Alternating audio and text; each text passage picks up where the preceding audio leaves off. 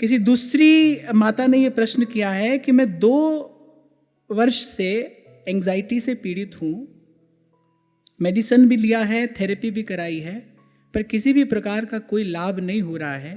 विगत 6 महीने से सत्संग श्रवण कर रही हूँ तो मन को थोड़ा आधार मिल रहा है।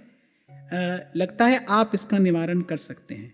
आपकी मुझ में श्रद्धा है तो मुझे जो समझ में आता है मैं आपसे कहता हूँ। देखिए, एंजाइटी की सिर्फ एक रेमेडी है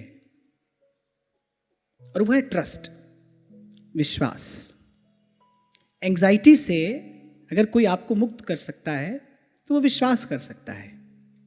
अब दूसरी बात यहां पर ये है, अगर आप यहां किसी का विश्वास करेंगे, मान लो आपने यहां किसी पर विश्वास किया, या आपको लगता है कि धन से हमारा काम चल जाएगा या किसी विशेष व्यवस्था से हमारा काम चल जाएगा, माने यदि आपने संसार पर विश्वास किया, फिर आप ये स्मरण रखना कि that will be a temporary solution, क्योंकि यहां की हर स्थिति टेम्परेरी है। आपने किसी व्यक्ति पर विश्वास किया तो व्यक्ति पता नहीं आज है कल हो ना हो।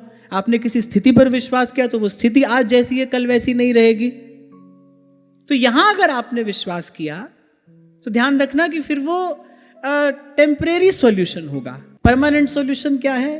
परमानेंट सॉल्यूशन है भगवान पर विश्वास। अब आप हमसे ये पूछो कि भाई हम खूब सुनते हैं समझते हैं, पर जैसा विश्वास भगवान पर होना चाहिए वैसा विश्वास नहीं होता। कैसे हो भगवान पर पूरा पूरा विश्वास? भगवान पर पूरा पूरा विश्वास हो, इसके लिए जीवन में चाहिए संत, इसके लिए जीवन में चाहिए सत्संग। क्यों नहीं होता भगवान पर पूरा विश्वास? खूब सुनते हैं, खूब समझते हैं, सुन समझ कर भी भगवान पर विश्वास नहीं होता। क्यों नहीं होता? इसका कारण ढूंढना चाहिए। इसका कारण क्या है? विरोधी तत्व क्या है इसमें बाधक तत्व क्या है? कौन नहीं होने देता भगवान पर विश्वास? जो संसार पर हमारा विश्वास है ना, वो हमारा भगवान पर पूरा पूरा विश्वास नहीं होने देता। इसलिए मैंने कहा भगवान पर विश्वास ऐसे नहीं होगा, उसके लिए संत और सत्संग की शरण ग्रहण करनी पड़ेगी। संत के पास जाओगे, सत्संग श्रवण करोगे, उसकी वाणी के प्रभाव से धीरे धीरे ये जो संसार की असारता है,